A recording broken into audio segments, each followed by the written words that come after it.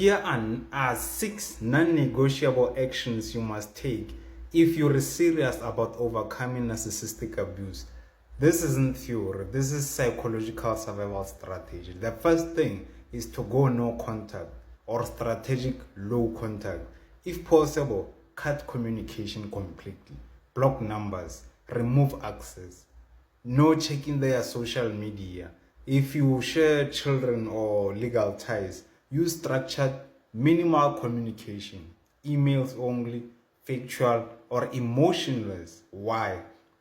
Because of narcissistic abuse works through intermittent reinforcement, the same mechanism used in gambling addiction. Every small interaction reactivates trauma bonds. No contact is to detox. So the second thing is to understand the psychology of narcissism. Study it clinically, not emotionally. Learn about trauma bonding, gaslighting, projection, love bombing, devaluation cycles, narcissistic supply. Once you understand that the abuse was a pattern, not a personal failure, shame begins to break.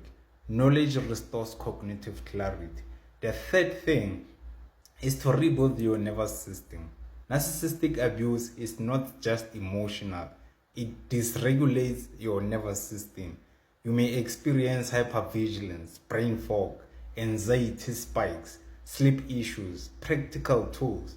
It can be breath work, slow to 6-4 breathing, cold showers, exercise, especially strength training, trauma-informed therapy if accessible.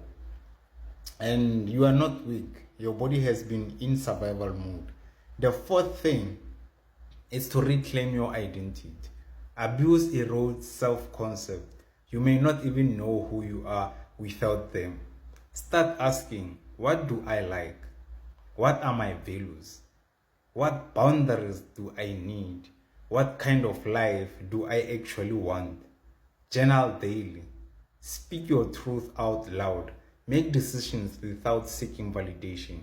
Identity reconstruction is power.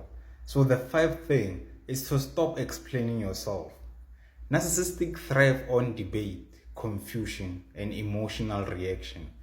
You do not need to defend your boundaries, to prove your pain, to convince them to understand, to get closure from them, or closure is an internal decision.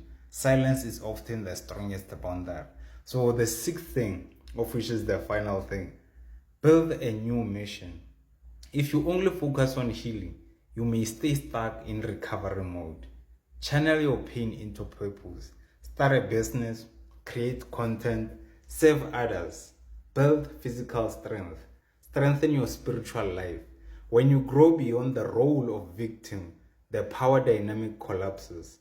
The hard truth, narcissistic abuse changes you, but it can either make you paranoid and bitter or strategic and unshakable. Your healing determines your income, your relationship, your peace, and your legacy.